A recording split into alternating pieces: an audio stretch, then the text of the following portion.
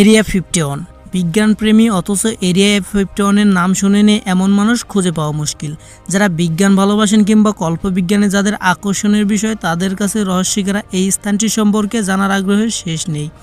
আমেরিকার নেভাদা স্টেটের দক্ষিণে লাস ভেগাস থেকে 150 কিলোমিটার উত্তর পশ্চিম পাহাড়ে ঘেরা মরুভূমির মধ্যে রয়েছে Nevada state and training range, আধুনিক মরণাস্ত্রের সবচেয়ে বড় পরীক্ষাগার। প্রচলিত রীতিমতো এই স্থানটিতে আমেরিকার 500-এরও বেশি পারমাণবিক বিস্ফোরণ ঘটিয়েছে।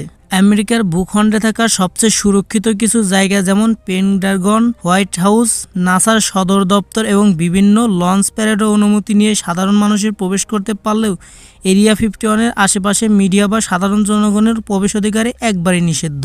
অদ্ভুত ব্যাপার হচ্ছে, নিষেধ থাকা সত্ত্বেও জায়গাটিতে নেই কোনো সীমানা প্রাচীর। তবে চারদিকে খোলা বলে এই জায়গায় মন চাইলে প্রবেশ করতে পারবেন সে আশার ঘুরে বালি।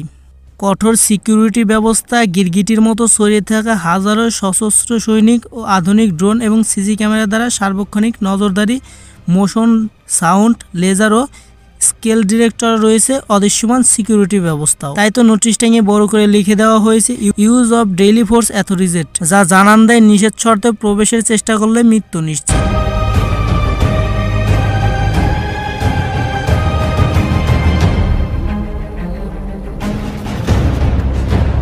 কিন্তু কেন এই নিরাপত্তা, কি আছে এর ভেতরে, এমনকি গবেষণা চলছে সেখানে। এরকম হাজারো প্রশ্ন আজও দানা বেঁধে মানুষের মনে। তবে সে প্রশ্নের উত্তর জানা কিংবা জানার চেষ্টা করা মৃত্যুকে আলিঙ্গন করার শামিল। স্থানটিকে ঘিরে মার্কিন সেনাদের অস্বাভাবিক মাত্রা সুরক্ষা ব্যবস্থা বিশ্বজুড়ে সন্দেহ এবং কৌতূহলের বাড়িয়ে দিয়েছে।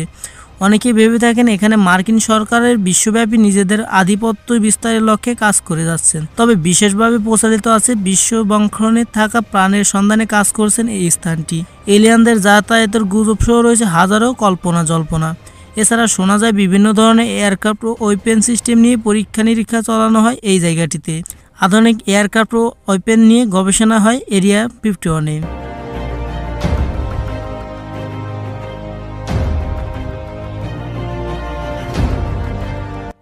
1989 সালে বব লাজার নামে একজন বিজ্ঞানী এরিয়া 51-এ কাজ করেছিলেন বলে দাবি করেন।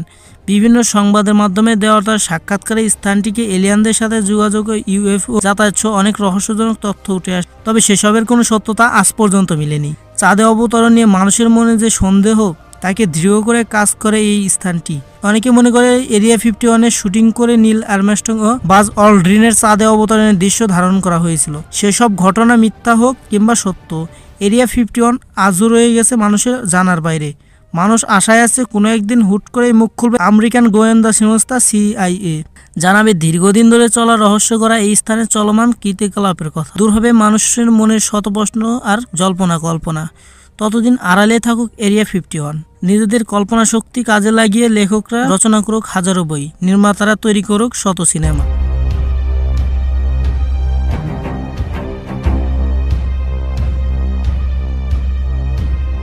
হ্যাঁ, এটা হলো এরিয়া 51। তো এই ছিল আজকের ভিডিও। দেখা হবে রহস্যজনের পরের কোনো এপিসোডে। ততদিন সবাই ভালো থাকবেন, সুস্থ থাকবেন। ধন্যবাদ।